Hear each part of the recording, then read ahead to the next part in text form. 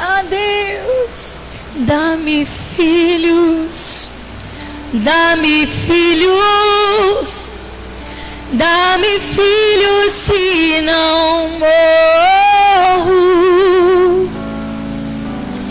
Dá-me filhos, dá-me filhos, sim.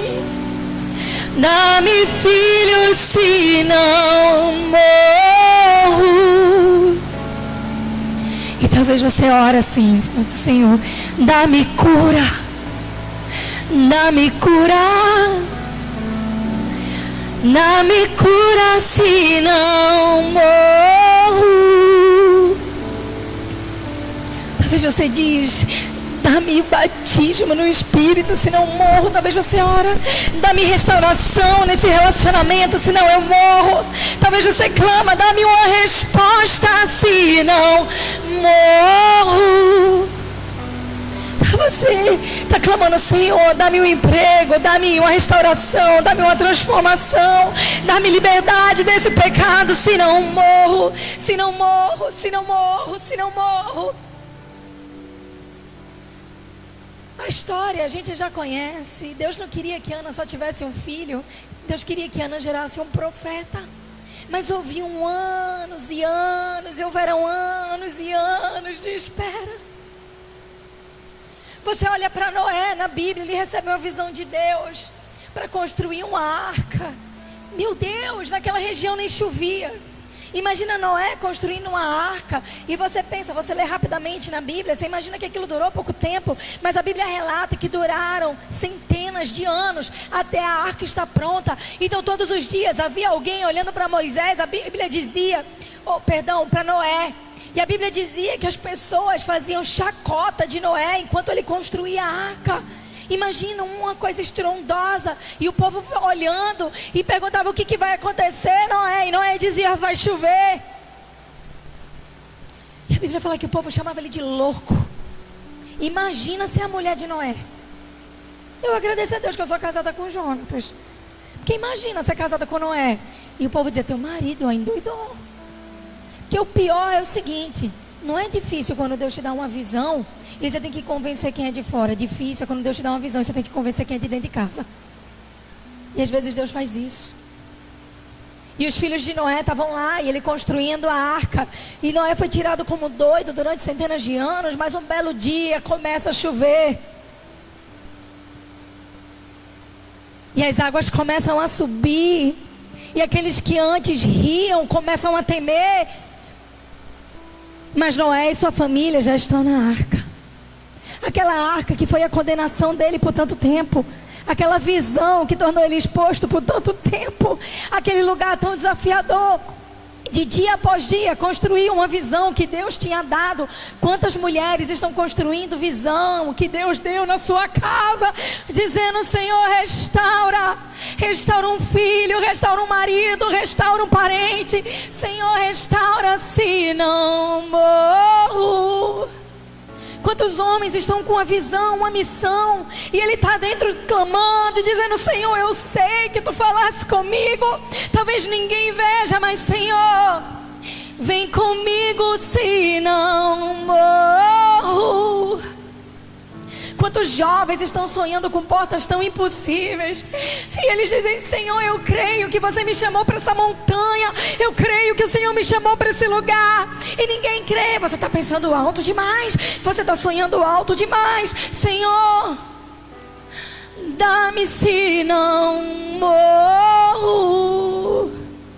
Quantos homens e mulheres de Deus estão lutando por um sonho que o povo desacreditou? Porque um dia Moisés estava na frente do povo, era deserto, se faziam 40 anos. Ei, Moisés!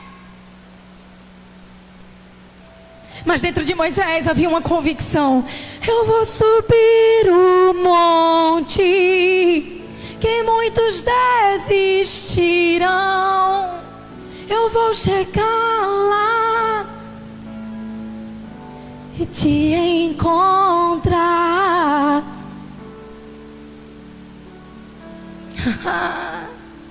E vou fazer morada.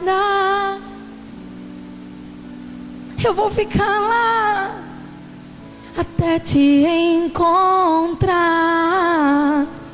Só que o povo ficou na beira do monte, mas Moisés dizia: mais perto do monte, mais perto, com o peso da tua, mais perto, mais perto. Meu medo quer me calar, então me tira o medo. Me faz suba em meu lugar, mas entender tempestade é você.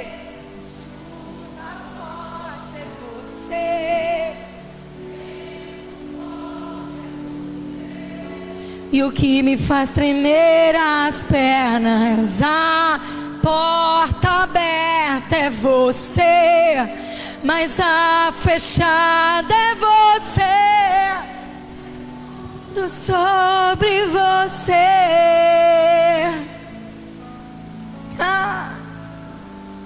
Eu vou subir um monte, se não morro, se eu não te ver eu morro. Se eu não souber o que queres de mim, eu morro, porque eu nasci pra você. Se eu não te conhecer e se minha face não resplandecer quem tu és, eu morro, eu morro. Ah, dá-me filhos, dá-me restauração, dá-me presença, dá-me respostas. Senão eu morro, senão não suporto. Esse ponto de virada que cada homem e mulher de Deus passou, esse ponto de virada que todas as pessoas que possuem um chamado têm que viver, é um ponto onde a sociedade não compreende, mas quando os céus se inclinam e você subiu o monte, que muitos ficaram no pé, Deus está dizendo a você: há lugar, há lugar. Há um lugar preparado para o sonho que eu determinei no teu coração. Sabe quando o povo avistou a terra? Dentro de uma multidão, a Bíblia fala de Josué e Caleb. Dentro de uma multidão que saiu do Egito, foi Josué e Caleb que olhou e disse: bem, Canaã é logo ali. E o povo dizia: nossa, o tamanho do gigante, nossa, o tamanho do problema, nossa, o tamanho da conta, nossa, o tamanho da situação. Nossa, alguns já foram mortos pela revolta de Corá, porque um belo dia o povo se revolta no meio desse deserto, Moisés querendo ver a face de Deus e levar o povo para a terra, o povo desesperado, querendo o que queria. Ai, que saudade do Egito, eu quero alho, eu quero cebola. Quantos temperos nos inebriam no caminho para a promessa. Quantos gostinhos a gente sente saudade, porque eles pareciam mais fáceis de entender. Mas havia ali Josué e Caleb. Josué e Caleb diziam: bem, eia, vamos possuir Canaã. E os outros diziam: mas os gigantes, ei, Deus já matou gigante antes, isso não é um problema para ele. Olha o tamanho da uva. E eles diziam: mas as muralhas. Ele dizia: bem, Deus já derrubou muralhas em outras situações. Vamos lá, olha, leite e mel na terra. E os outros diziam: bem, vamos ficar por aqui, Moisés, eu acho que não vai dar. Mas Josué e Caleb diziam: há uma promessa. Há uma promessa. E junto com essa promessa, o Deus do impossível, operando quem impedirá. É o Deus do impossível, que o morto faz ressuscitar. É o Deus do impossível, que faz estéril dar à luz. Maravilhas faz o nome de Jesus. Eles sabiam quem era o Deus que eles serviam. E é por isso que eu quero falar sobre esse tipo de esperança hoje. A esperança que está no limbo, a esperança que está a ponto de morrer, a esperança que está desgastada, a esperança que está a um palco do próximo passo, que me leva para a promessa. Porque normalmente quando eu estou perto de viver aquilo que Deus tem para mim, eu chego num ponto que a minha alma começa a colapsar, para que o meu espírito possa se levantar. Quando a minha alma começa a estribuchar, assim como aconteceu com Davi. Ei, porque estás abatido, a minha alma? Espera em Deus, pois você ainda o louvará. Espera em Deus. Sabe, Deus não deu visão para a multidão, Deus deu visão para Josué e Caleb. Porque quando todo mundo colapsou, Josué e Caleb ainda tinham uma aliança com a promessa de Deus de 40 anos atrás. E talvez você se ache bobo. Será que estou sonhando demais? Será que eu estou acreditando demais? Será que eu estou me desgastando demais? Ei, quem você quer ser? O povo cujo nome a gente não conhece? Ou você quer ser como Josué e Caleb? Essa é a pergunta que eu me faço.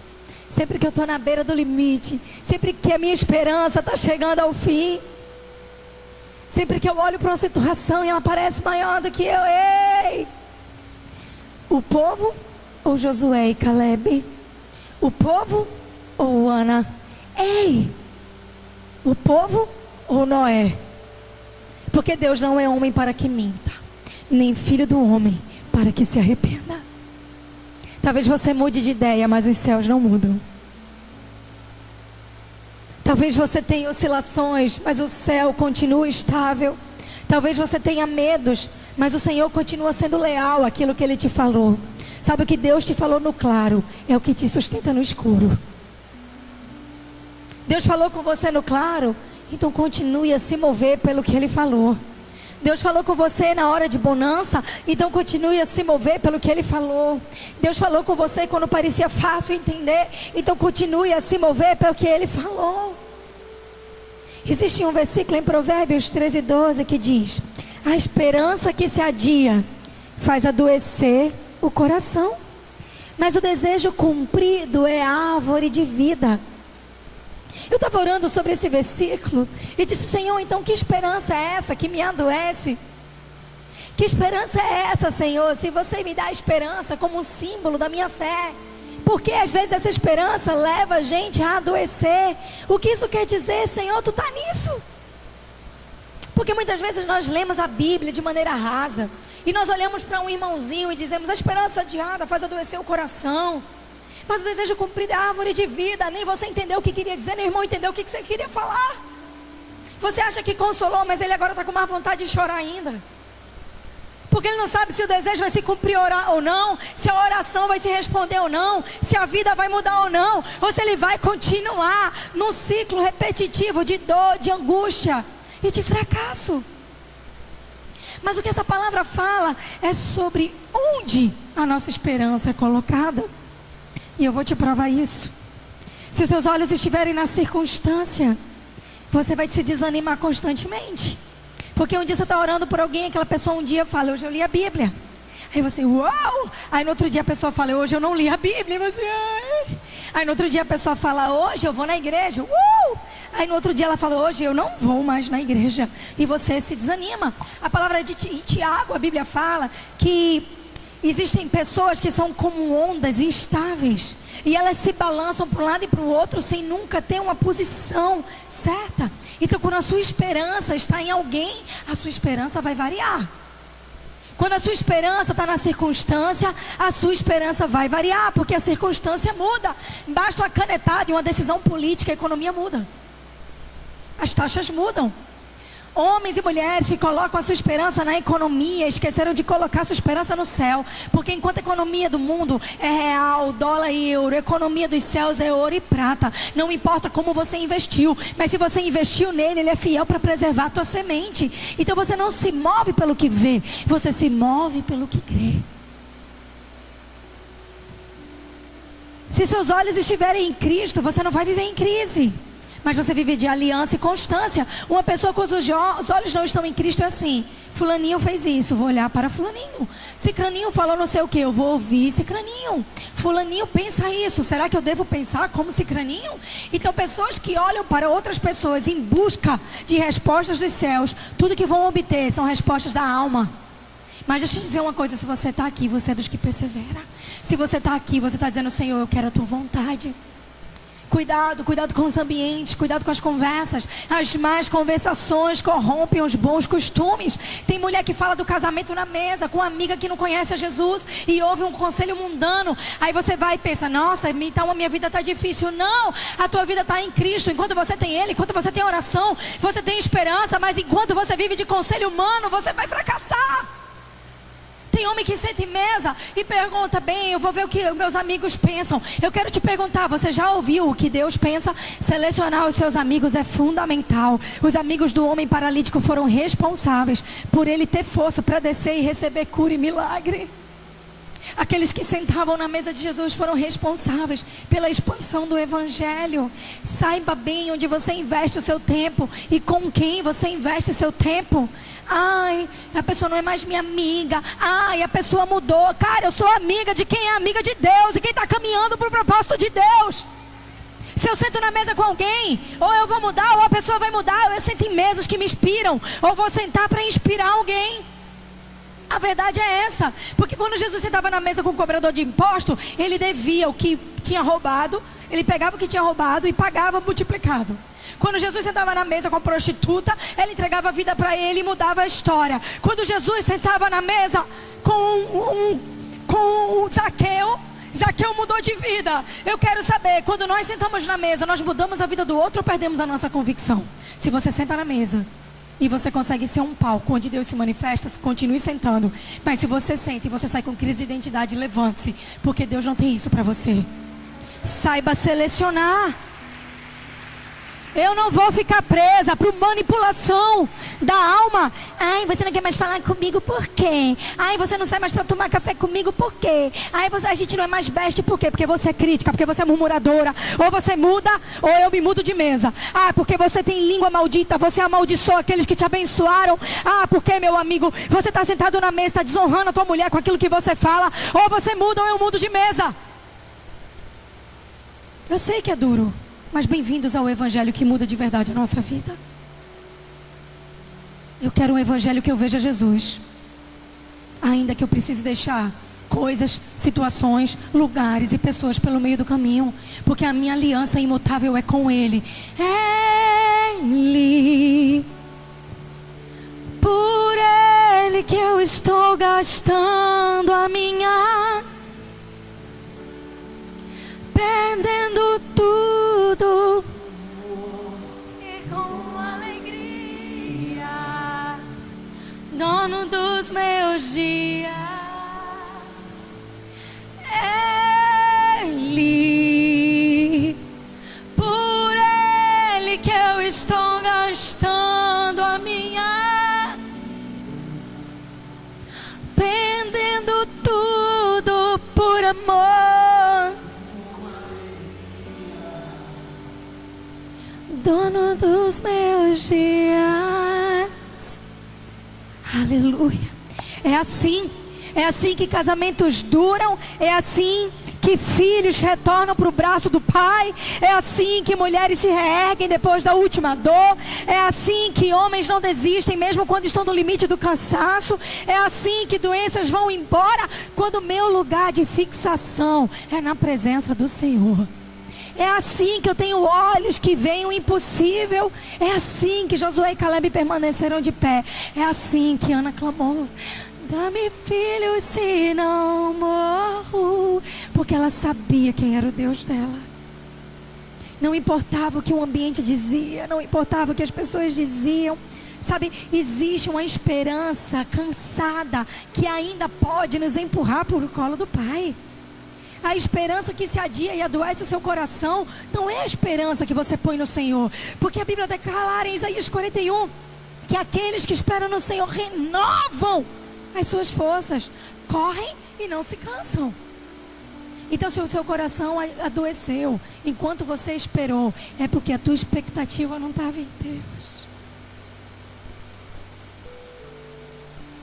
O desejo cumprido é a árvore de vida, porque a Bíblia está fazendo um paralelo entre uma esperança que se coloca na circunstância e um desejo cumprido que vem do coração do Pai. Existem dias que nós precisamos pegar a nossa história e debruçar ela sobre o Senhor e dizer: Senhor, eu quero sonhar os teus sonhos. Senhor, quais são os anseios que estão no meu coração, que combinam com o teu propósito? Deus, quais são as orações que, apesar de orar por muitos anos, eu preciso colocar ela na tua mão e saber que tu és o Deus da resposta. Não sou eu que gero a minha oração. Eu oro e o Senhor gera. E o Senhor gera aquilo que está no teu coração para mim. Você acha que é do desejo do coração do Pai que alguém da tua família se converta? Sim. Mas é desejo do coração do Pai que você ameace alguém para que essa pessoa se converta? Não. Deus pode levantar pessoas para tocar. E você tem que dizer: Senhor, Martin Luther King dizia: tudo que eu entreguei nas mãos de Deus eu ainda possuo, mas tudo que eu agarrei com as minhas próprias mãos, com medo de perder, escorreu por entre meus dedos. Todas as vezes que você começar a sentir medo de perder algo, vai para o Senhor e diz: Senhor, aqui está. Eu não posso perder a esperança em Ti. Eu não posso perder a fé em Ti. Eu quero Te entregar isso que eu estou agarrando com as minhas próprias forças e dizer: Senhor, eu posso perder tudo, mas eu não posso Te perder. Então eu confio em Ti. Porque sabe de uma coisa? Existe algo que é caro demais. É a presença de Deus, a intimidade com Ele. E não tem para vender. Ar-condicionado a gente compra. Vidro também. Basta a gente se juntar e ter dinheiro. Terra, estrutura. Mas perder a presença de Deus, isso não tem como comprar de novo. Eu estou lendo um livro do Stephen Murrell e ele fala sobre a Weak Church, que é o processo de sermos evangelistas. E ele é um homem que Deus prosperou muito a obra das mãos dele nas Filipinas. E ele abriu uma igreja muito linda.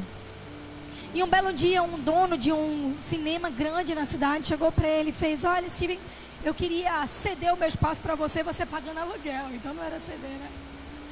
E você pode usar lá para você abrir uma igreja e fazer eventos. E ele fez: bem, então eu vou continuar fazendo cultos na igreja que já existe durante tal horário. E durante a manhã eu vou para aquele outro espaço e vou fazer cultos. E ele começou a fazer cultos naquele espaço e a igreja começou a lotar. Ele: uau, Deus está comigo. Só que aí no papelzinho do ofertório vinha algumas cartinhas escrevendo: nossa, Steve, não gostei do som hoje. Aí vinha outro papelzinho, uma mensagem para ele: nossa, pastor Steve, você percebeu que o time do acolhimento estava desatento hoje? Nossa, Steve, hoje o ar-condicionado estava muito frio. Não, Steve, hoje a igreja estava quente. Nossa, Steve, hoje não tinha onde estacionar. E ele começou a orar: Senhor, porque as pessoas estão criticando tanto? O que está acontecendo?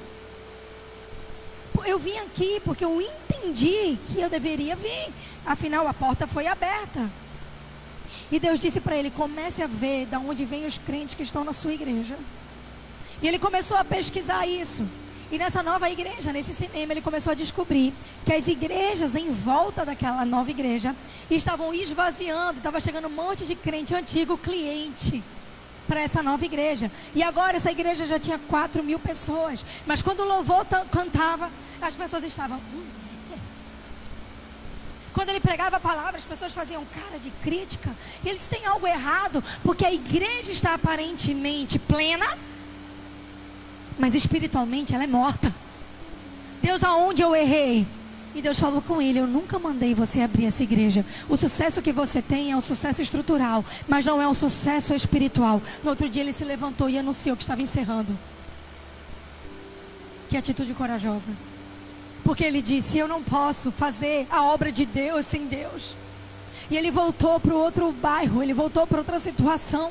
E todo mundo disse: Steve, você é louco. E ele disse: sim, eu sou louco para estar debaixo da aprovação dos céus. A aprovação dos céus nem sempre vai ser algo confortável para você, mas a aprovação dos céus te garante que você anda de glória em glória, de vitória em vitória. E isso não significa que você sempre está no topo, que você sempre está no alto, mas isso significa que você sabe aonde colocar o seu coração. E quando você põe a cabeça no travesseiro à noite, existe paz, porque você continua sendo alguém que tem aliança e que clama pela presença. Ele, por Ele que eu estou gastando a minha, perdendo tudo por amor, dono dos meus dias. Existe um anseio onde você se movimenta, quando o céu se movimenta. E eu quero declarar que nessa estação você vai começar a se movimentar, que você vai começar a se mover, que tem coisas que parece que é Deus que está fazendo, mas muitas vezes é uma capa. E eu quero te convidar nessa tarde a entender que Deus quer levar você para um lugar de encontro íntimo e genuíno. E nesse lugar você vai receber direções e clareza para a próxima estação da tua vida, porque direções a gente não dá em multidões. Direções é no lugar secreto, é no lugar onde a glória se derrama, é no lugar onde eu anseio mais por Deus do que eu quero. E a palavra declara que Ele bem sabe os pensamentos que tem ao meu e ao seu respeito. São pensamentos de paz e não de mal, para nos dar o fim que desejamos. Você sabe o que quer dizer isso? Que quando você está vivendo a vontade de Deus, você descobre que é só isso que te faz feliz. Quem já bateu na porta da própria vontade e chegou lá e percebeu que era um buraco vazio, sabe do que eu estou falando? Ai, queria tanto isso. Aí você pensa, era só isso. Aí você se pega na vontade de Deus e diz: eu nasci para isso. Eu nasci para isso. Aí você se pega servindo um prato de sopa: eu nasci para isso. Você se pega fazendo o seu trabalho e pregando enquanto faz: eu nasci para isso. Você se pega sendo colocado em lugares de destaque, porque a palavra também diz: vê um homem perito no que faz, será colocado diante de reis. Então a Bíblia fala de portas que Deus abre. Então você chega nesse lugar e está vivendo para a glória de Deus. Muita gente não vai ler a Bíblia, mas vai ler o crente. Aí alguém lê você lá e diz: o que você tem de ser diferente? É Ele. Por Ele que eu estou gastando a minha vida. Porque você não é alguém dividido, dicótomo. Você é alguém único, indivisível, que vive para a glória de Deus dentro e fora da igreja. Você está caminhando na rua, você carrega a presença de Deus. Você é uma carta viva, como Paulo falava. Você está no seu trabalho, atrás de um birô no computador, para a glória de Deus. Você está conversando com crianças, conversando com idosos, com pessoas, dando aula, vendendo algo, fazendo uma faxina. E tem algo diferente em você, porque o que você carrega manifesta. Tu já viu alguém pesado? A pessoa chega junto de você, parece que sentou um bicho nas tuas costas. Encosto não, é demônio. A pessoa estava murmurando, a pessoa estava falando besteira, estava, vivendo uma vida desonrando a Deus. A pessoa chega junto de você assim: ai, estou me sentindo mal. Os intercessores fazem logo: oi, Jesus, que é isso? Os profetas já olham assim: vou repreender. Os pastores vão orar por essa pessoa para ela se converter. Mas a grande verdade é que quando uma pessoa cheia da glória de Deus chega, você também sente: nossa, que pessoa leve. O que está acontecendo? Ele, por Ele que eu estou gastando. É sobre isso. Quando eu coloco em Deus as minhas expectativas, Ele me responde. Romanos 5, de 3 a 5 diz: não só isso, mas também nos gloriamos nas tribulações. É doido? Não, é crente. Porque sabemos que a tribulação produz perseverança. Deixa eu te perguntar: se um dia te convidarem para ir para a guerra e te apresentarem 2 soldados, um é o Brad Pitt, o cabelo está para trás, esse penteadinho de gel, está com cheiro de Blue de Chanel, com a blusa ensacada, um sapato social, e do outro lado te colocarem um soldado cheio de cicatriz, faltando um olho, mancando de uma perna, tem rasgos na roupa dele, Quem que você vai escolher? E eu vou escolher o esfarrapado, porque eu sei que ele foi na guerra e voltou. Agora esse Brad Pitt, rapaz, talvez seja só para cinema. Porque a vida real nos prova em meio às dificuldades. Me mostre as suas marcas, que eu te mostro as tuas vitórias. Você sobreviveu, você permaneceu. Me mostre as tuas orações debaixo de choro, que eu vou te mostrar as respostas dos céus. Porque não há nenhum lugar que nós não tenhamos sido esmagados por Deus, que também não tenhamos unção transbordante nele. Porque, meu amor, você vai comprar um cacho de uva, R$9 uma caixinha. Vai comprar suco de uva integral, 30. Compra azeitona, com 15 você compra uma boa. E azeite, passou de 70. Sabe por quê? Porque tudo que é esmagado tem um valor maior. Tudo que é refinado tem um valor maior. Me pega uma pepita de ouro, o povo não sabe o que fazer. Me põe lá no fogo, tira a impureza. Você tem uma joia que vai durar por gerações. Porque tudo que foi esmagado e passou no fogo está aprovado porque foi purificado. Então o valor é maior. Quando você é esmagado por Deus no meio de um processo, na próxima estação você vai jorrar vinho fresco, óleo novo. Porque você carrega a presença. Então as tribulações geram em mim e você perseverança. Como é que uma criança se torna resiliente quando você está educando ela? Quando você ensina ela a sobreviver à frustração. Eu quero chocolate. Não. Hoje é dia de semana. Mas eu quero um sorvete. Não. Hoje é dia de semana. Mas eu quero assistir televisão o dia inteiro. Não. Você vai fazer uma atividade física, você vai brincar no parquinho, você vai tomar banho de sol. Mas eu quero. Uma criança entregue a si mesma é uma loucura, não é? Então por que você, que é um filho do pai, se acha no direito de estar entregue a si mesmo? Depois do tempo a criança aprende. Nos últimos dias eu até compartilhei isso há um tempo atrás aqui. Nós fizemos um jejum para viver a conferência. E meu filho Davi estava no jejum. Ele disse: mãe, eu quero entrar no jejum com vocês. E um irmão perigoso chegou lá em casa e disse: eu trouxe para vocês uma caixa de alfajor da Argentina. Eu, aleluia. Rabachuri canta lá Manaiacê, né? Passei um cafezinho na moca, sentei na mesa, abri a caixa de alfajor, esqueci do jejum. E eu comecei a comer aquele alfajor. Davi sentou do meu lado. Nossa, mãe, que massa que o tio deu. Deixa eu provar o teu. Ele mordeu. Daqui a pouco ele ficou branco, pálido, botou a mão na boca. Começou a chorar. Mãe. O que foi, Davi? Ele é muito temente a Deus. Ele é corajoso, mas o temor dele por Deus é enorme.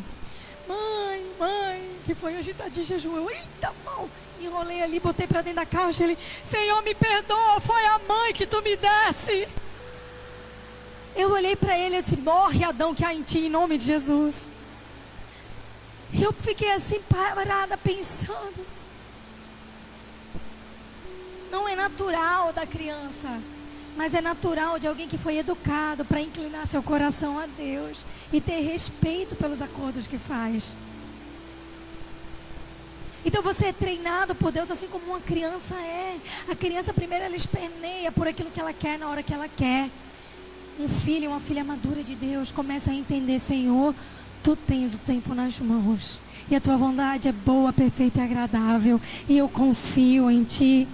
Porque afinal de contas, se Deus fizer, Ele é Deus. Se não fizer, Ele é Deus. Se a porta abrir, Ele é Deus. Mas se fechar, doença vier, se curado eu for, se tudo der, mas se não der, eu não adoro,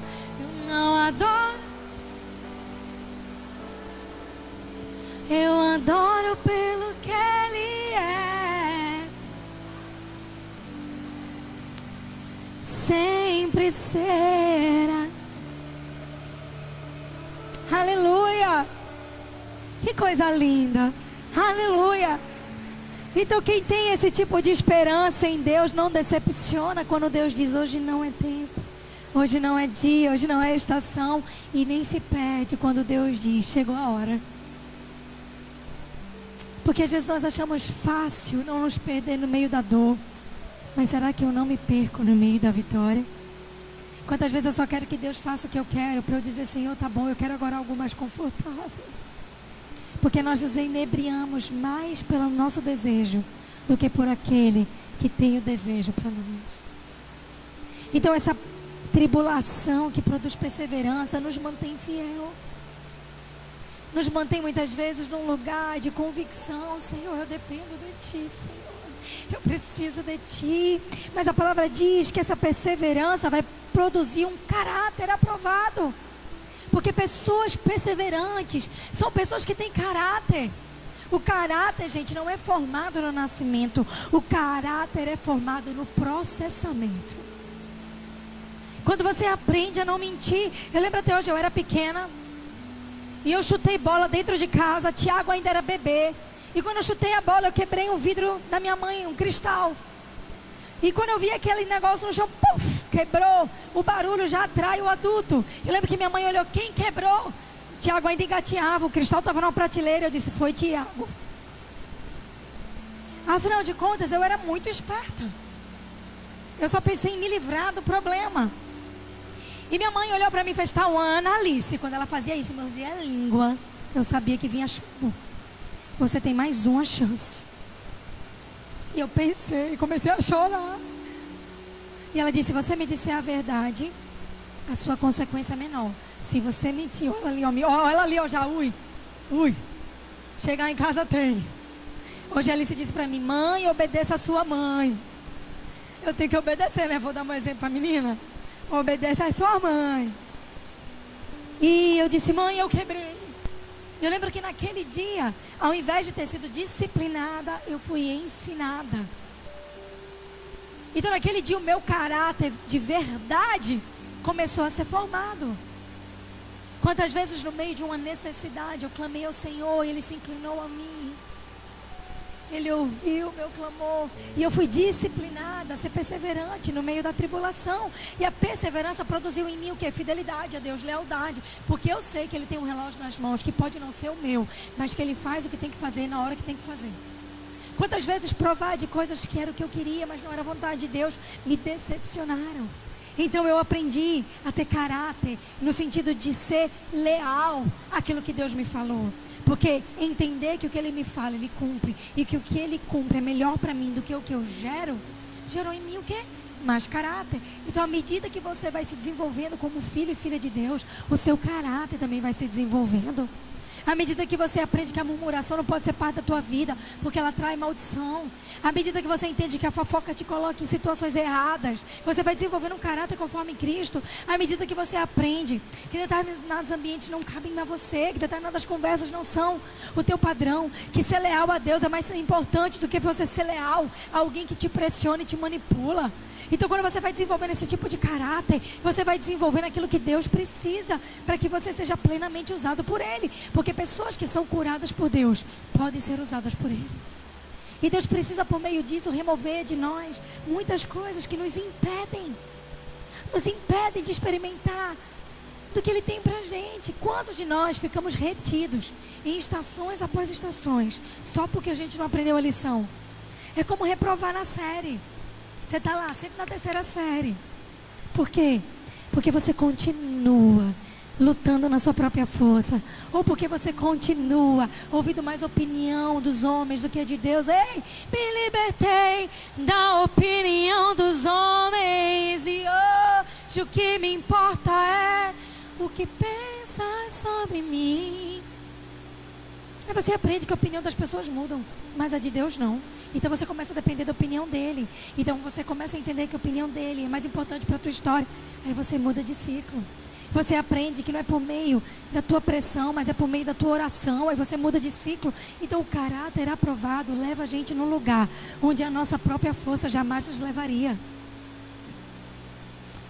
O ser um filho e uma filha de Deus te leva mais longe do que ser bom no que você faz.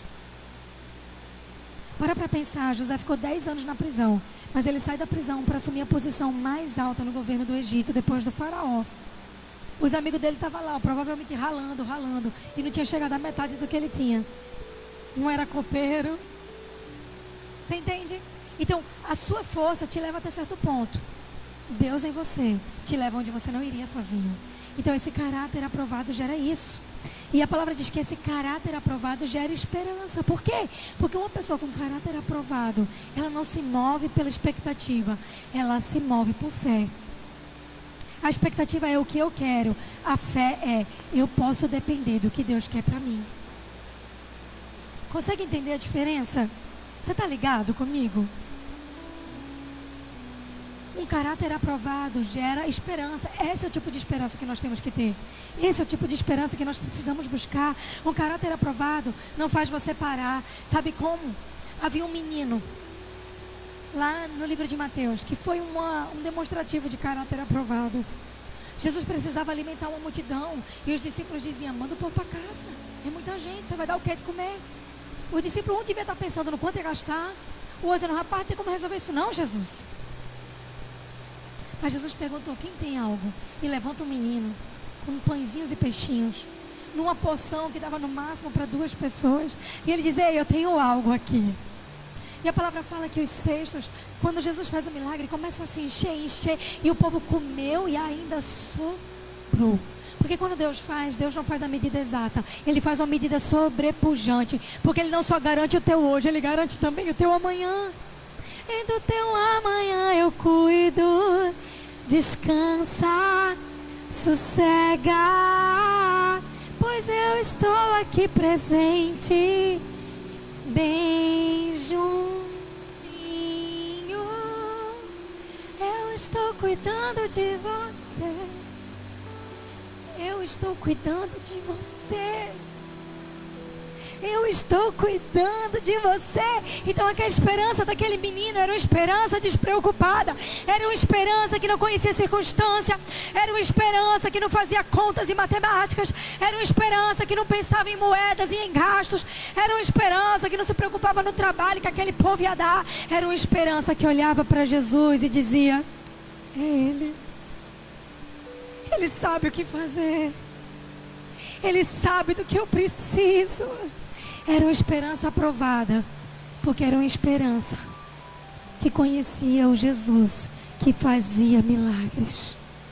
Era uma esperança aprovada, porque era uma esperança que conhecia, ouviu falar do que Jesus já havia feito e naquele momento, com os próprios olhos, via quem Jesus era.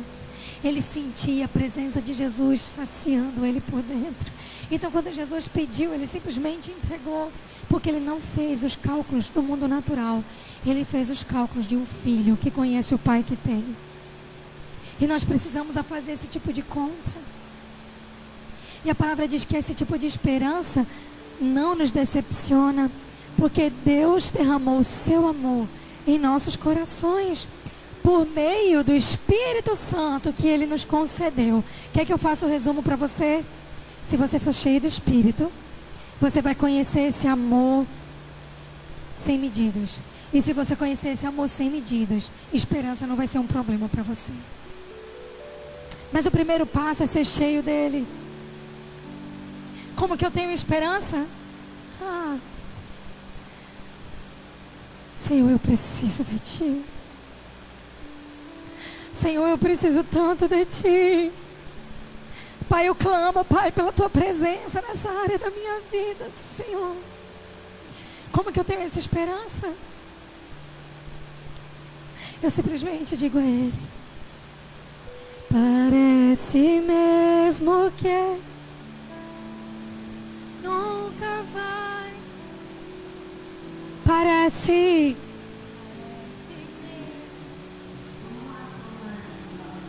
eu não vou viver, possuir a terra.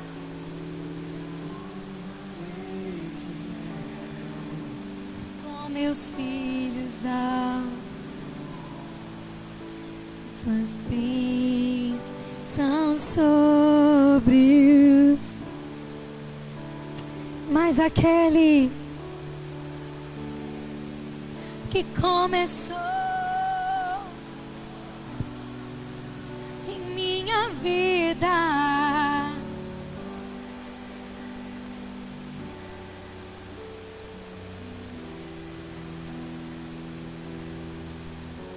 Não descansará, não desiste, enquanto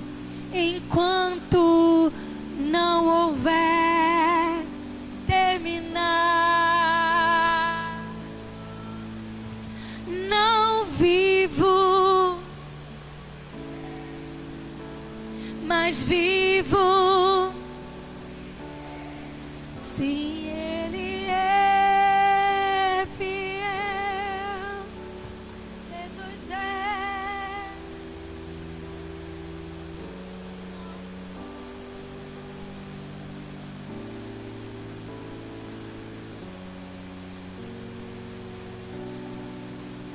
Tudo bem aqui na terra e nos céus. Aleluia, aleluia, aleluia. Só que há um detalhe fundamental para ter esse tipo de esperança. Se eu e você fomos esmagados, nós deixamos aquilo que não presta para trás. Nós deixamos o que é caroço, nós deixamos o que é casca, nós deixamos aquilo que era a nossa camada de proteção do último trauma que nós vivemos. Você já viu como que é uma mão calejada? Ela está ali pronta para suportar. Ela está ali pronta para aguentar, às vezes pegar numa enxada. Ela está pronta para um trabalho forte, pesado. E o que acontece? Ela fica como?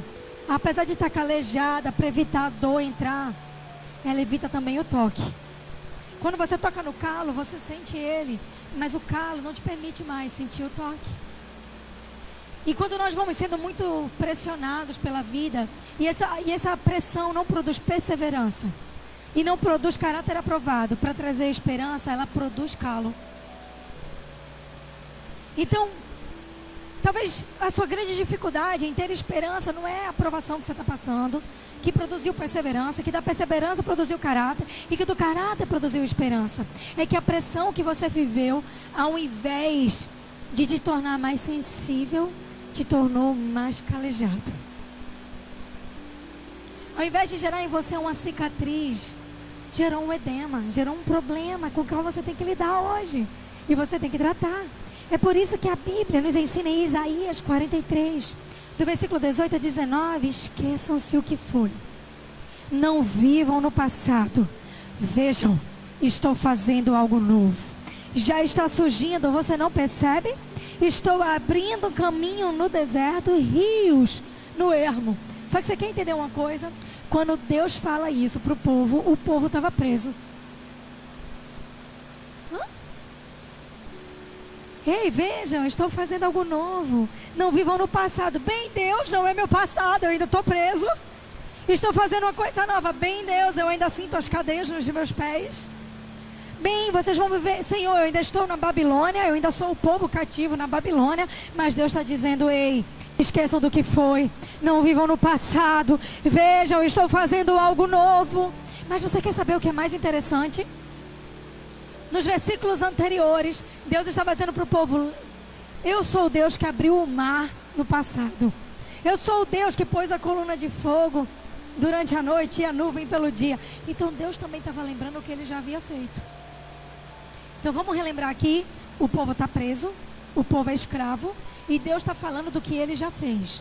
Depois que ele fala o que ele já fez, Deus diz ao povo, esqueçam do que já foi. Então Deus fala para um povo que é escravo como se ele já fosse livre, e diz para o povo que a glória do passado não sustenta a presença do presente. Você está comigo? Deus está falando para um povo escravo que não vivam mais como escravos, mas como livres. E está dizendo ao povo escravo: olha, eu fiz tudo aquilo, mas aquilo que eu fiz, a glória do passado não vai sustentar a revelação do presente. Então Deus literalmente está dizendo ao povo o seguinte: está surgindo uma coisa nova. Eu quero viver algo novo. Não adianta só cantar. Faz meu coração arder, fazendo todo, trazendo sobre mim um novo. Por que novo? Se ontem amanheceu também. Então o povo está dizendo, Deus está dizendo para o povo: esqueçam-se do que foi, não vivam do passado. Estou fazendo a coisa nova, ela está surgindo. Vocês não percebem? Minha pergunta hoje, família 61, é: estou fazendo algo novo, vocês não percebem? Estou abrindo caminho no deserto e rio no ermo. Gente, eles estavam em cativeiro, mas Deus estava anunciando a liberdade. Deus estava falando para o povo que está no exílio, que era um povo que tinha experimentado de uma perda profunda, de um deslocamento. A pior coisa do mundo é você ser estrangeiro, porque você está no lugar, mas você não pertence a ele. Então aquele povo estava vivendo isso, mas o povo vivia só lembrando da glória do passado. Ele abriu o mar. O povo estava cantando sobre isso, o povo estava falando sobre isso. Abre o mar para eu passar por ele, perfeito amor me alcançou. E Deus está fazendo shh. Eu estou abrindo um caminho no deserto. Ei, eu estou colocando riachos no ermo. Sabe o que Deus estava dizendo, gente? O ermo é um lugar abandonado, é um lugar que não tem vida, é um lugar seco. E Deus estava dizendo: eu vou dar água de beber onde ninguém pensa que dá para passar. Eu estou abrindo uma nova estação, onde eu vou fazer vocês caminharem algo diferente. Ninguém ainda viu o rio no ermo, mas eu vou fazer. Ninguém ainda fez trilha no deserto, mas eu vou fazer. Porque até hoje você aprendeu que deserto é lugar de passagem, não é lugar de morada. Mas eu quero te convidar a conhecer um Deus que faz do deserto uma terra habitável. Eu estou fazendo algo novo. Vocês não veem?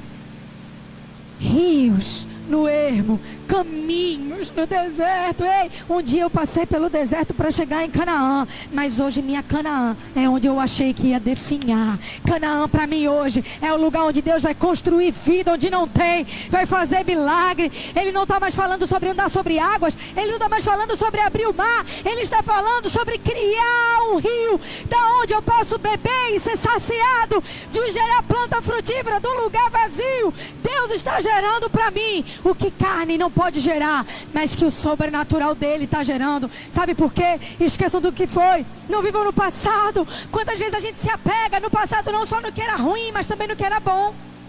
Foi tão bom, mas se você está tão apegado ao que foi bom, você não pode caminhar para o melhor de Deus. Quantos de nós nos apegamos ao que queremos, às nossas expectativas, e dizemos: bem, quantos casamentos não podem ser restaurados porque as pessoas olham para trás, mas era tão bom antes disso acontecer. Deixa eu te dizer algo: deixa Deus abrir caminhos no ermo, rio no deserto, para Ele te mostrar que pode ser melhor quando Ele põe a mão. Mas era tão bom quando estava todo mundo fazendo isso assim. Ei, deixa eu te mostrar um Deus que abre caminhos no deserto e rios no ermo. Sabe, deixa eu te mostrar um Deus que pode fazer algo que você não entende se transformar em algo que te surpreende. É assim que funciona. Então ele está dizendo ao povo, porque é uma armadilha muito fácil, gente, nós nos apegarmos a viver da fé de ontem. Só que a fé de ontem é como você vê uma trilha no meio da areia da praia e dizer: bem, alguém passou por aqui. Não, eu não quero saber por onde Deus passou. Eu quero ir com Ele para onde Ele está indo. Eu quero caminhar com Ele. Eu quero que essa nuvem me acompanhe de glória. Eu quero ser cheia. Eu não posso me apegar à dor do passado que me calejou. Eu preciso ser curado. Mas também não posso me apegar à expectativa do passado que eu gerei para espelhar o meu futuro. Não, estou fazendo algo novo. Vocês não veem. Porque o novo de Deus, ele remexe com a nossa estrutura, mas uma coisa que o novo tem é presença dele. Então ele está falando para esse povo: vocês estão até nas cadeias, mas vivam como quem já foi liberto, porque quando Deus fala, a promessa dele já vale como cumprimento. Eu e você que fica em crise, para que Deus faça do nosso jeito.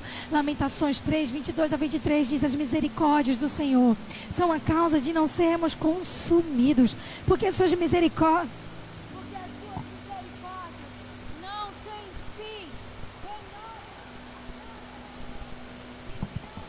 É a sua fidelidade. Sabe o que o Senhor está dizendo? As misericórdias dele se renovam a cada manhã, para que você também a cada dia possa ter uma medida nova dos céus em tudo que você fizer. Sabe, o passado construiu tua história até aqui, mas deixa eu te dizer algo: ele não deve te limitar na expectativa do que Deus pode fazer no teu presente, no teu futuro. Obrigada, Senhor, mas eu quero ir onde você está. Eu quero saber o que o Senhor está dizendo. Senhor, por favor, toca-me. Toca-me, eu serei curado. Toca-me, eu serei transformado. Toca nas minhas mãos, Senhor, dos calos que foram gerados até aqui, porque eu quero voltar a te sentir como na primeira vez. Eu quero me apaixonar. Eu quero me desesperar outra vez. Eu quero perder o som outra vez, queimando de amor por ti. Eu quero me apaixonar.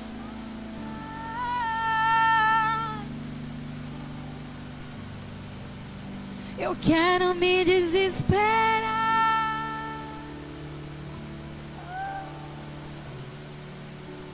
Eu quero perder o...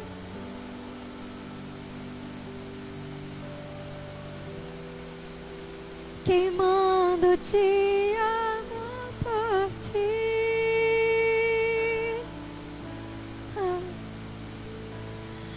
Tenho fome, tenho sede, sede. Eu tenho fome.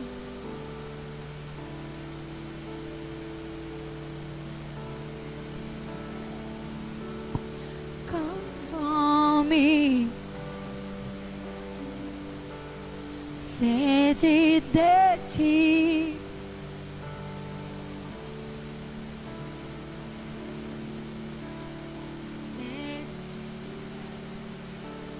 Cobre-me com teu calor, com teu amor.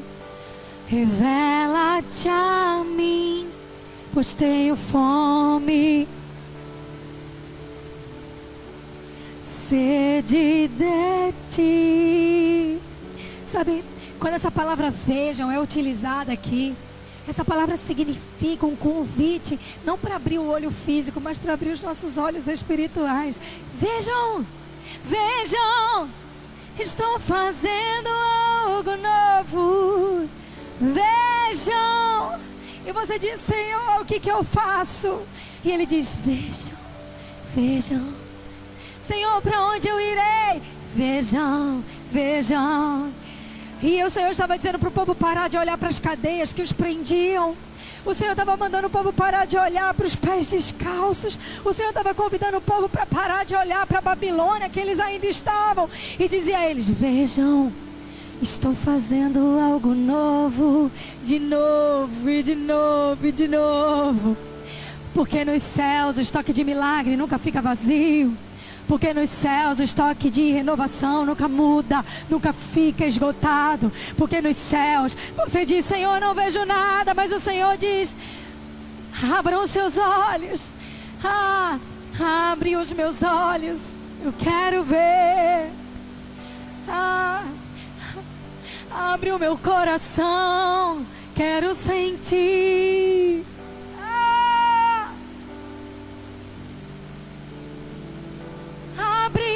Abre, Deus.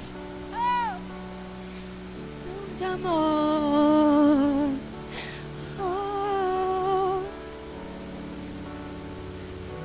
Abre os meus olhos, eu quero ver.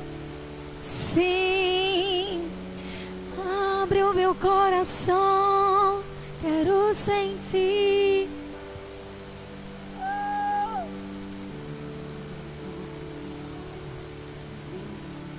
Teu grande amor, teu grande amor.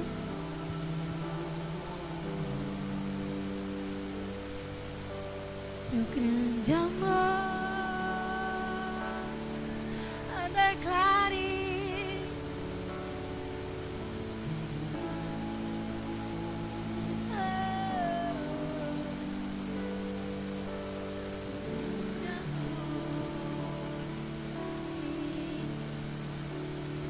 Quero me apaixonar outra vez. Eu quero me desesperar outra vez. Eu quero perder o sono. Quem mandou amor por ti? Eu quero outra vez. Eu quero me desesperar outra vez. Eu quero perder o sono outra vez. Queimando de amor. Eu tenho fome. Eu tenho fome. Sede de ti. Eu tenho fome. Eu tenho sede de ti. Tenho fome. Eu tenho sede.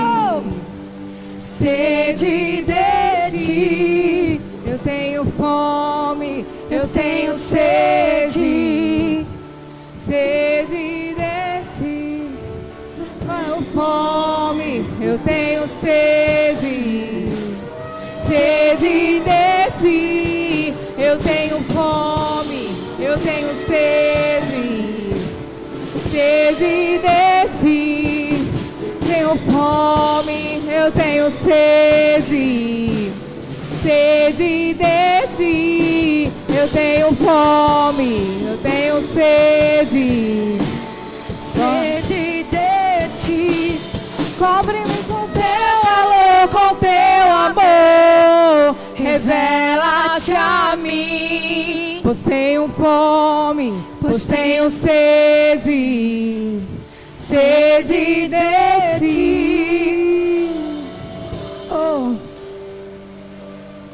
Jó 42:5 diz: eu te conhecia só de ouvir falar, mas agora os meus olhos te veem.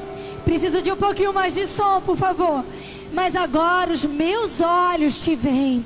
Essa palavra que Jó fala, meus olhos te veem, é a mesma palavra na Bíblia que foi usada para descrever: vejam, estou fazendo algo novo.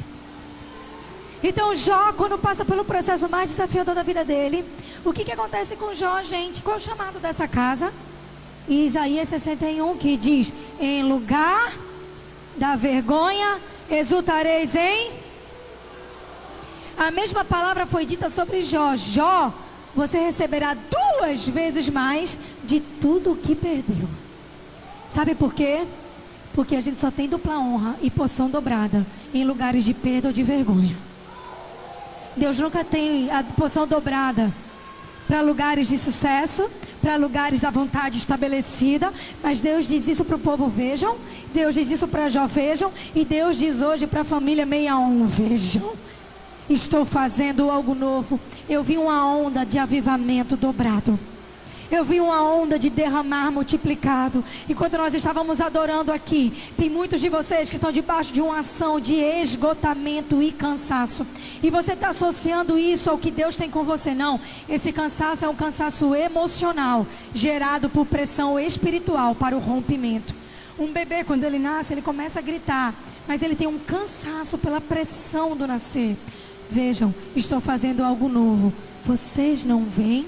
Tem gente usando os olhos naturais numa estação que Deus está chamando vocês para olhar com os olhos espirituais. Eu vejo uma onda de conversão. Eu vejo uma movimentação sobrenatural. E Deus está dizendo para você a respeito da tua casa, igreja. Tem muita gente que vai voltar para casa e vai abrir os olhos e começar a ver com os olhos espirituais. Tem gente que vai olhar para casamento. Tem gente que vai olhar para trabalho. Tem gente que vai olhar para sonho. Tem gente que vai olhar para papel, para documento e vai dizer: Senhor, eu te conhecia de ouvir falar, mas agora os meus olhos te veem.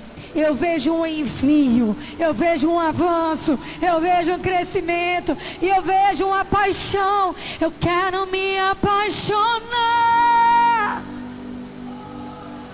Existe uma segunda onda de avivamento vindo sobre essa casa e sobre a região.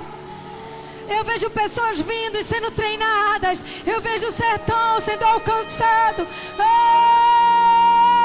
Oh! Eu estou fazendo algo novo. Vocês não veem? Eu abrirei caminhos no ermo e rios no deserto.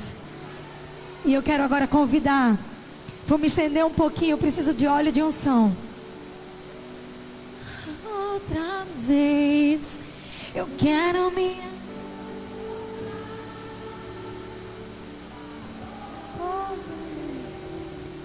Eu quero perder o som outra vez, queimando de água por ti. Oh, eu quero me apaixonar.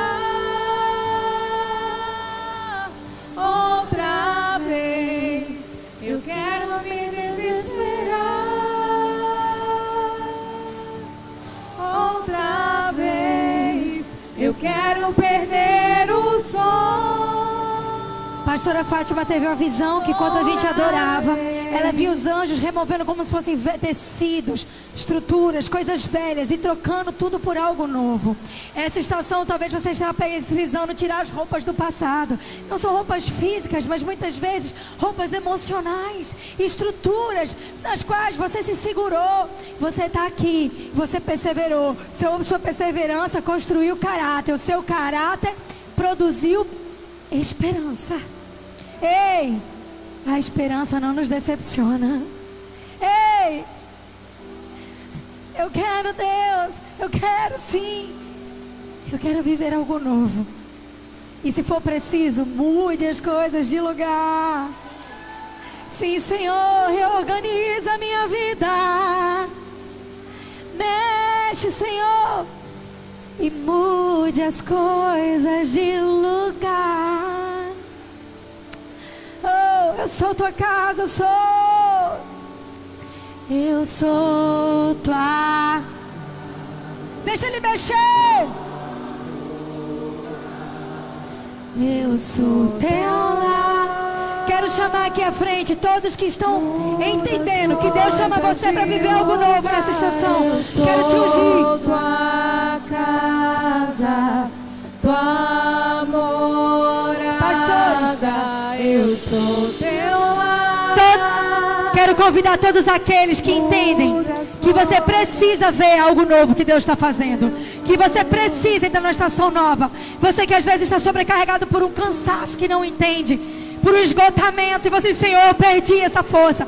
Hoje é noite de se apaixonar de novo e deixar Ele tirar as coisas do lugar. Hoje é noite de você receber dEle. Bem, Deus tem algo com esse lugar, Deus tem algo com essa casa, Deus tem algo com o seu povo. E o Senhor está dizendo: ei, vejam, eu estou fazendo algo novo, vocês não veem? Eu sou o Deus que abre caminhos no ermo e rios no deserto.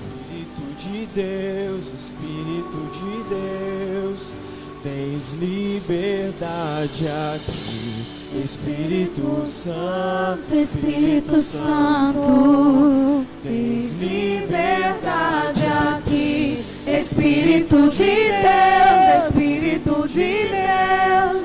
Tens liberdade aqui, Espírito Santo, Espírito Santo. Eu sou tua casa, tua morada, eu sou teu lar. Mude as coisas de lugar, eu sou tua casa, tua morada, eu sou teu lar. Mude as coisas de lugar. O teu perdão é completo. Ele sara minha alma. Ele sara minha alma. O teu perdão é completo. O teu perdão é completo. Ele sara minha alma. Ele sara minha alma.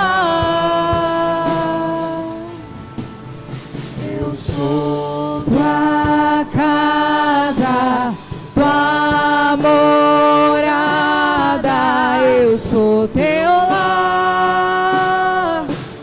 Muda as coisas de lugar, eu sou tua casa, tua morada, eu sou teu lar.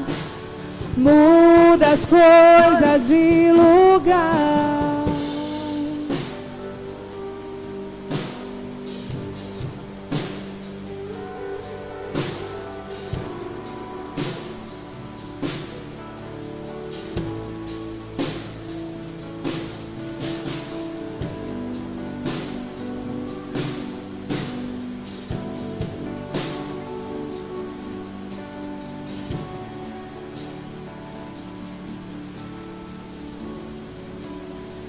Liberdade aqui, Espírito de Deus, Espírito de Deus.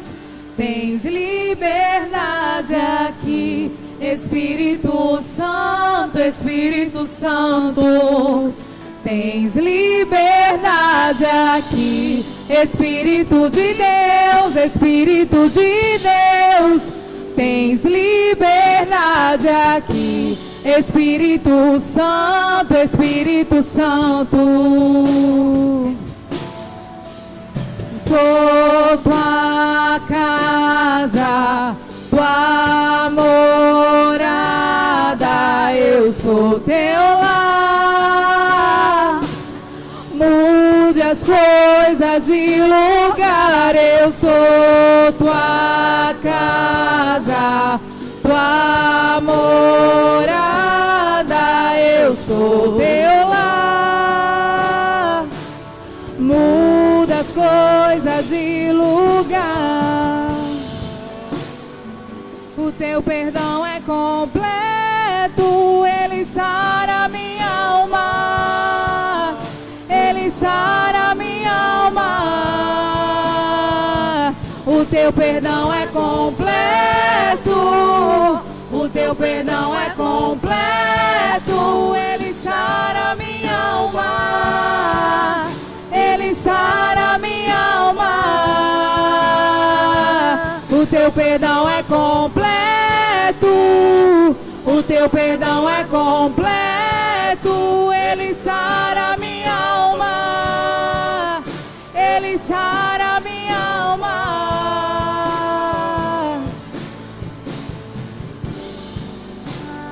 Casa, tua morada, eu sou teu lar.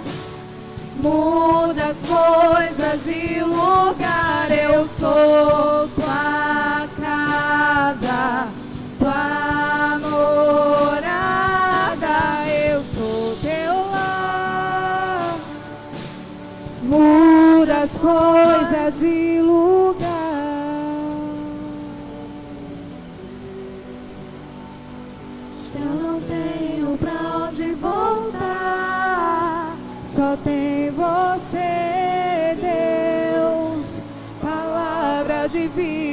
eterna, pra onde eu irei?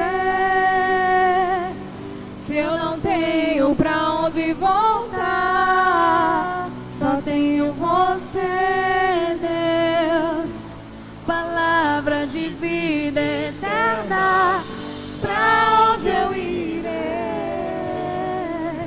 Se eu não tenho pra onde voltar, só tem você, Deus. Palavra de vida eterna, pra onde eu irei? Se eu não tenho pra onde voltar, só tenho você, Deus. Palavra de vida eterna,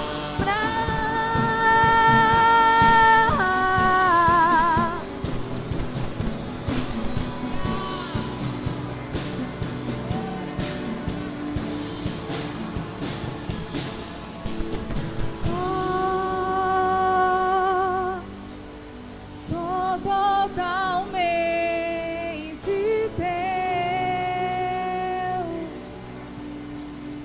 Fui encontrado pelo teu amor, pelo teu amor.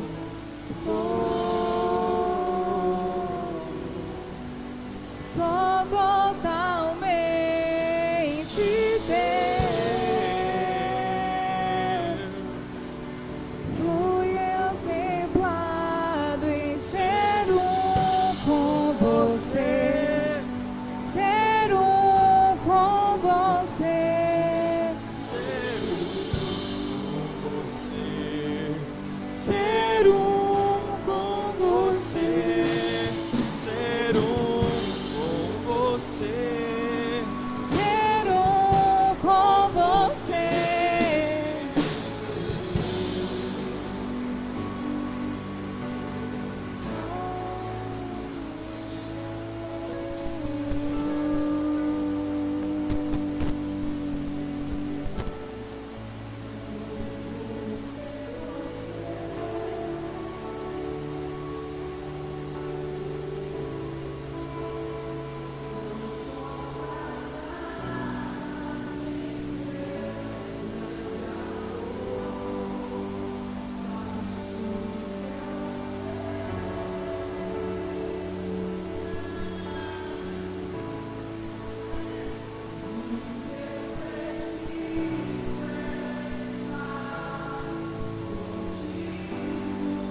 Pra onde eu vou sem você?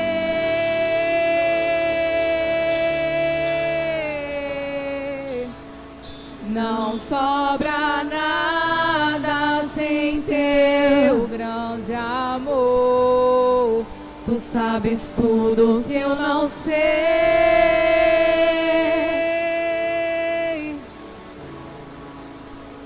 E o que eu preciso é estar contigo.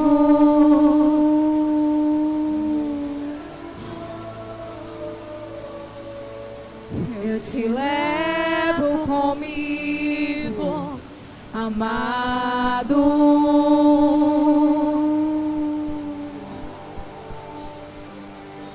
Por onde eu vou, eu te levo comigo, amado.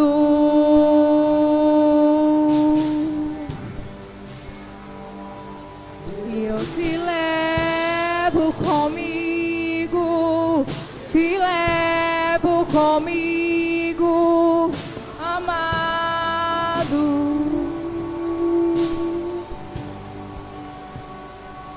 Mas eu te levo comigo, eu te levo comigo, amado.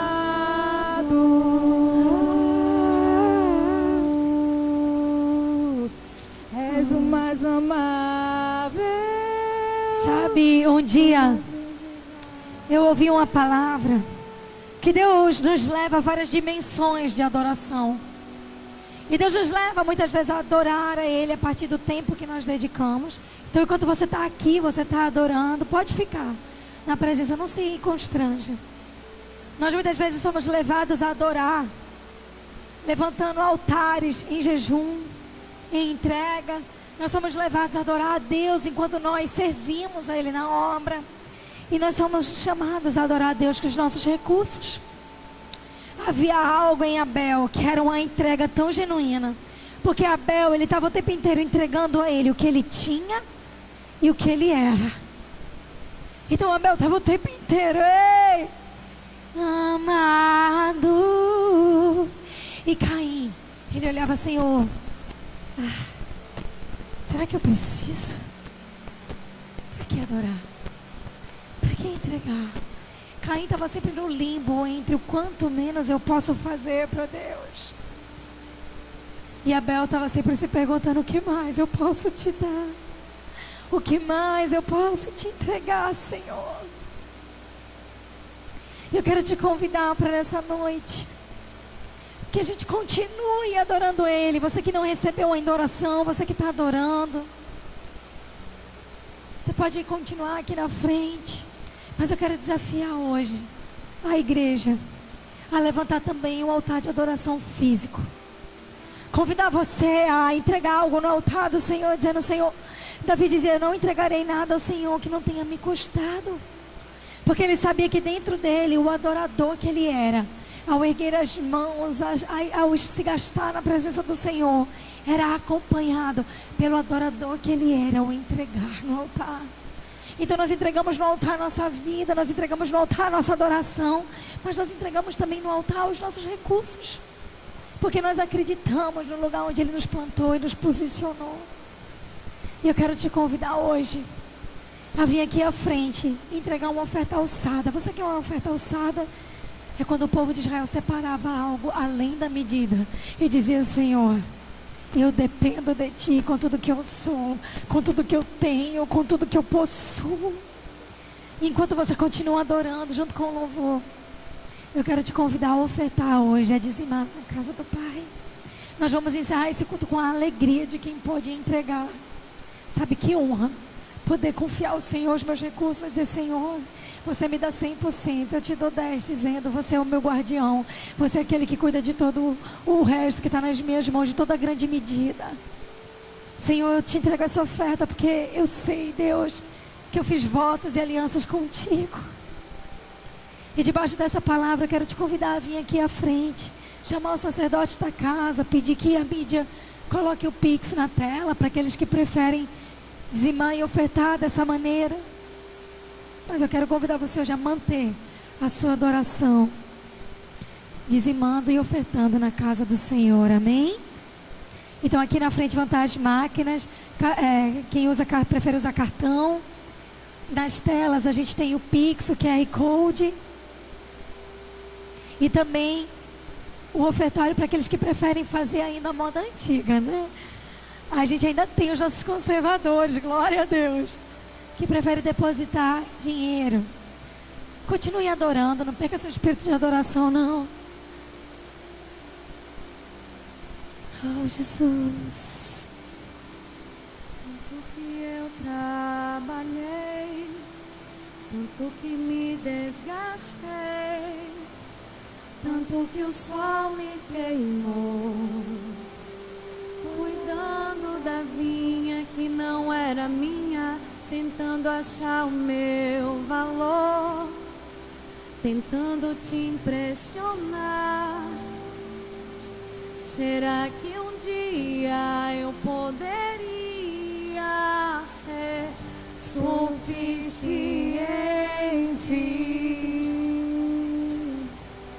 Tanto que eu trabalhei, tanto que me desgastei, tanto que o sol me queimou, cuidando da vinha que não era minha, tentando achar o meu valor, tentando te impressionar. Será que um dia eu poderia ser suficiente?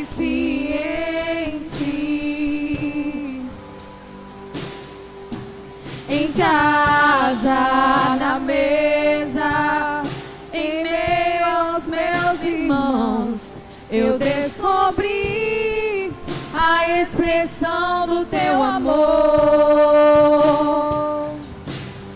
Sem palcos ou aplausos, longe das multidões, eu descobri que sou aceito por ti. Carrego o nome da família. Carrego o nome da família.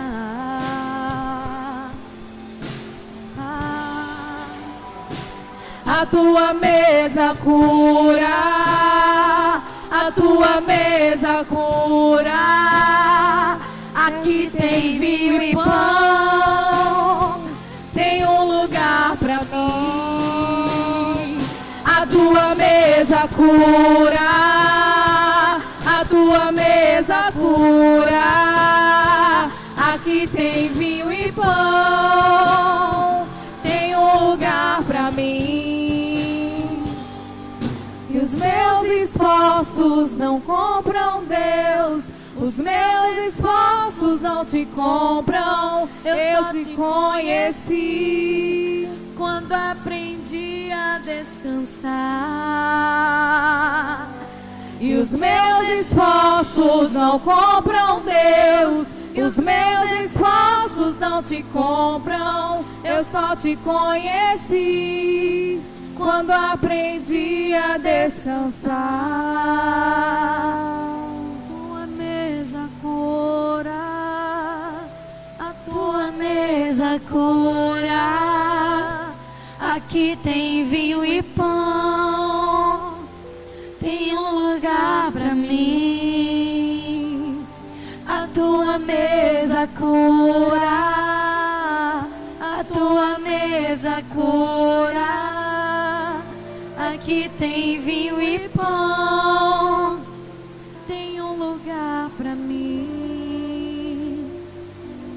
Os meus esforços não compram Deus, os meus esforços não te compram. Eu só te conheci quando aprendi a descansar. Os meus esforços não compram Deus, os meus esforços não te compram. Eu só te conheci quando aprendi a descansar. Senhor, nós te louvamos e te agradecemos. Declaramos, Pai, cada pessoa aqui nessa casa, Senhor, guardada e protegida. Abençoamos cada dízimo, oferta. Pai, que o Senhor possa multiplicar para a administração da tua casa. Senhor, que a tua graça possa sobrepujar, Pai. E que o Senhor possa fazer a tua mensagem, o teu evangelho largar fronteiras e alcançar pessoas, povos e nações. Que esses recursos, Senhor, possam ser instrumento para a tua glória aqui em Recife e nas nações. Em nome de Jesus. Amém. Que o Senhor teu Deus te abençoe e te guarde. Que Ele resplandeça sobre ti o seu rosto e te encha de paz. Que vocês possam ir em paz e em paz sejam guiados. Deus abençoe vocês, família. E até o próximo culto. Não esqueçam de inscrever as suas crianças. Deixa eu dizer uma coisa para vocês. É fundamental para o Ministério Infantil que eles possam gerir bem cada criança que vai. Quando vocês deixam para inscrever de última hora, significa mais correria para o Ministério Infantil. Então você que não inscreveu a sua criança, corre, hoje é a sua oportunidade, de 4 a 10 anos, R$150 lá na mesa de inscrições. Deus abençoe vocês.